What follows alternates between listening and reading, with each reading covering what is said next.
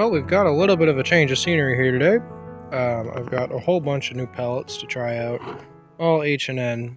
There's a lot of H&N stuff in stock that I've been wanting to try. Got the Barracuda 18, Hunter Extreme, Cro-Magnum, some more slugs. I've tried the slugs. These were my favorites. I'm just going to shoot these now. And then the Hornets. This is what my range looks like. We are starting to get some targets, some groups posted. I'm going to get 2 rounds of groups, and I'm going to do cronies, and then I'm going to come back with the rest of the video.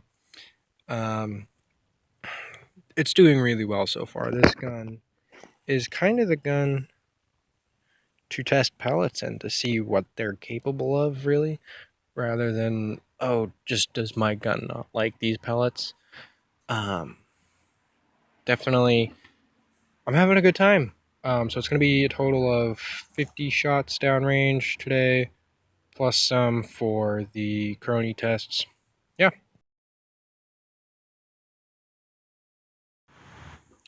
We've finished up doing accuracy testing. We're now joined by my lovely assistant, Oreo.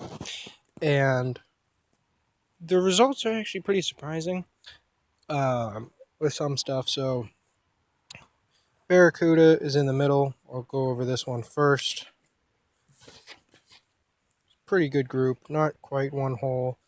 I'd say those are both around 1/2 inch, and that's that pellet, by the way. So, pretty decent, not bad at all. Then on the right, on each side here, we've got these slugs. These are 21 grains and 218 diameter. Those did really, really well.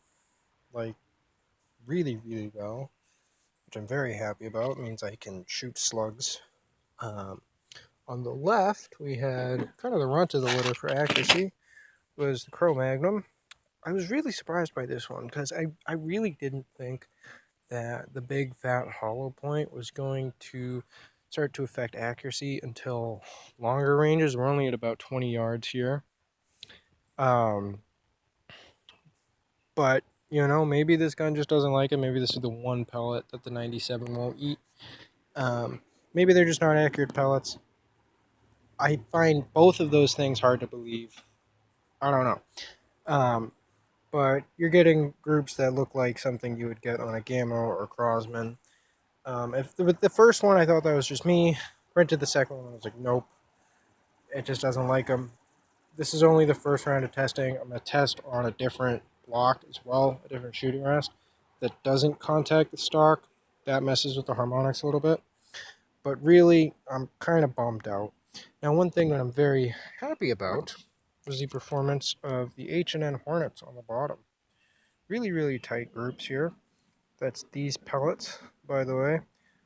16.2 grains. By the way, so 18 grains, and 21 grains.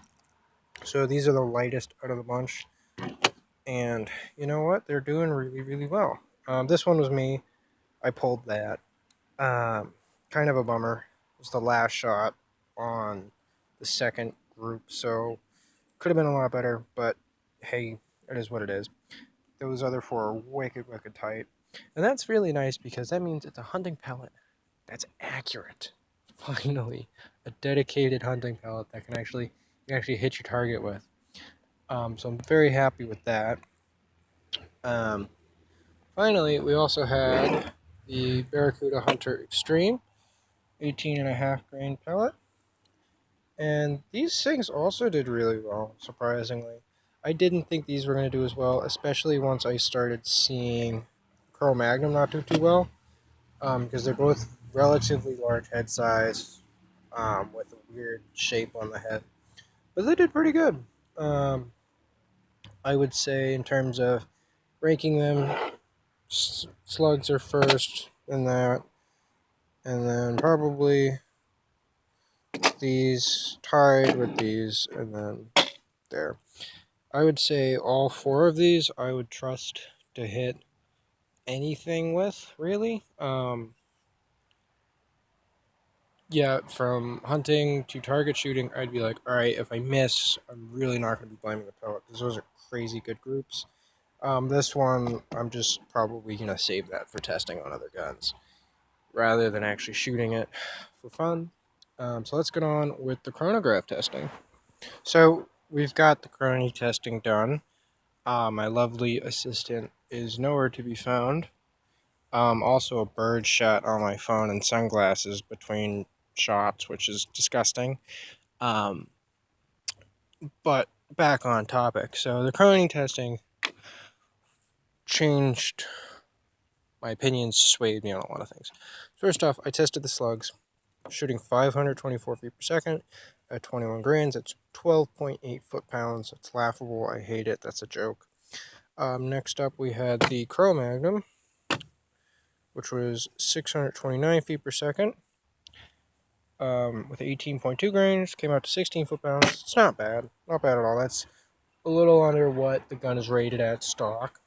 Then we had the Hornets, which did the best of the bunch. This is a 16.2 grain pellet going at 693 feet per second for 17.27 foot-pounds. That's cooking. That's definitely getting up into the low Magnum territory for sure. Now this gun can make almost 19 foot-pounds with certain pellets with the Predator GTOs, those lead-free ones. It just cooks with those. But 1727 is not bad at all. Then we had the Kudas. This was 619 feet per second with 18.13 grains. Came out to 15.42 foot-pounds. Not great. And definitely this was competing with the JSB 18s. The JSB 18s definitely make more power for this specific gun. I think those are around 16.5 to 17 foot-pounds. And then finally, we had, oops, this is still undone. The Cuda Extremes, the Cuda X, whatever. That's a 18.52 grain pellet traveling at 643 feet per second. Aim out to 17 foot-pounds. So, with all of this taken into account between the velocities and the accuracies, I'm going to have to say the Cuda X is the most well-rounded pellet. It's not quite the most accurate out of the bunch, but it's also, and it's not quite the most powerful, but it's second place for both, and it's a really close second. Definitely. Actually, no, the Hornet would have to come in first. Never mind. I had that backwards. The Hornet makes the most power, and no, I don't know. I'd say these two are tied, honestly. I'd say you can't go wrong with either of these pellets at 25 yards. They're both really, really accurate. They both make good power. The Hornet a little more power. The Cuda a little more accuracy. That just lends themselves to how dedicated they are for hunting. This one is like through and through a hunting pellet, designed from the ground up. This one is just a target pellet with kind of a fancy head that might be better for killing things with. Then comes the Barracuda 18 grains. They're pretty accurate. They don't eat up too much power. They're not great. Not terrible though. Then, in last place, comes the Slugs and the Cro-Magnum. Actually, no, I'm gonna go like this. Slugs, really, really accurate. They eat up so much power though. I just hate it. They just do not shoot past 50 yards out of this gun. Even though this is a 25 jewel gun, this goes down to under 13 foot-pounds. It's just terrible.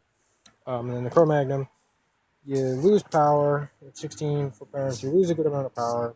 It's not accurate. So yeah, that's my overall ranking for these pellets on the first testing. Hopefully this weekend we're going to go back to 50 yards, and then after that 100 yards on the same targets, and hopefully get some more results in and be able to make a part 2 of this. We're back out a couple days later, Sunday now, and we're out at 50 yards here. So you can see, we've got everything set up, and way down there, we've got the targets. I've already got most of the shooting done I want to get done. Brief conversation about this. These are doing really well. I haven't tried these yet. Those did pretty well. those performed really weirdly, and these things are a joke still, even more of a joke now. So yeah, we'll finish up the last group, and then we'll be ready to go.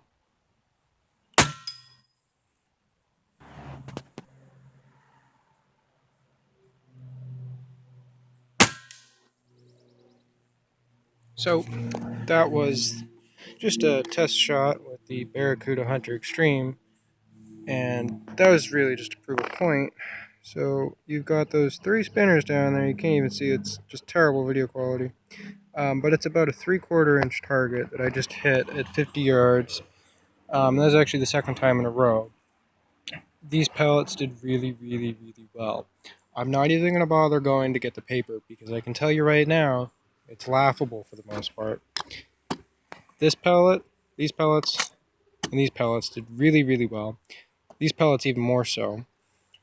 These were dead on, same exact zero as at 20 yards where I was shooting before. These were a little bit high, which I was not surprised about, because they're a little bit lighter. These were also dead on, but the group was a little bit bigger. These came low by about 4 inches, and also to the right about 2.5 inches. Really bizarre. And these things were all over the place, not even really on the paper much, interfering with other groups. It was miserable. Yeah, so if I had to rank them, like I just said, these two performed really, really killer across the board. This one was solid across the board. This one's just not the right kind of pellet, and I don't know what's wrong with these pellets. Or not the right kind of projectile for this gun, rather. It just was made for higher power guns. So I'm really surprised by this, that the 2 hunting pellets also did very well, or also did the best in the accuracy department, especially the Hornets. I thought those would fall apart at 50. I'm not going to go out to 100 right now for this video, just because if a pellet or slug is doing well at 50, it's probably still going to be doing well at 100, and a lot of these have already fallen apart at 50. So there's no reason to bring them out to 100. It's kind of sucky that it's kind of a waste of ammo, bringing expensive pellets out to long range just to see them completely get outclassed. Yeah, so I'm going to have in the description a link to my spreadsheet for all of my groups with the 97K. And on there I have groups with other pellets going back almost a year now. And then I'm also going to have all, 15 groups that I recorded with in this round of testing. And yeah, so check that out. It's pretty good stuff. It gives you an idea for how accurate a tuned 97 is. And I really think that this just took the cake for one of the better groups I've ever gotten at 50 yards with a pellet gun. So yeah, thanks for watching, guys.